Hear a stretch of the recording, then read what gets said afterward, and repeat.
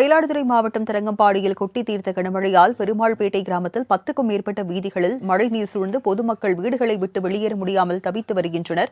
இதுகுறித்த கூடுதல் தகவல்களை எமது செய்தியாளர் ராஜ்கமல் வழங்க கேட்கலாம். ராஜ்கமல், தற்போது பொதுமக்கள் மீட்டு கொண்டு வருவதற்கான ஏற்பாடுகள் ஏதேனும் செய்யப்பட்டிருக்கா? விவரங்கள் என்ன? வணக்கம் ராஜலட்சுமி. தென்மேற்கு வங்கக்கடலில் ஆழ்ந்த காற்றழுத்த தாழ்வு மண்டலம் நிலை கொண்டிருந்தது. தற்போது ஆழ்ந்த காற்றழுத்த தாழ்வு மண்டலமாக வலிமை பெற்றிருக்கக்கூடிய நிலையில் மயிலாடுதுறை மாவட்டம் முழுவதும் பரவலாக மழை பெய்து வருகிறது. குறிப்பாக தரங்கம்பாடி தாலுகாவில் நேற்றில் இரவில் இருந்து தற்போது வரை 8 சென்டிமீட்டருக்கு மேலாக மழை பதிவாகியுள்ளது. இதனால் பல்வேறு தாழ்வான பகுதிகளில் மழைநீர் சூழ்ந்துள்ளது.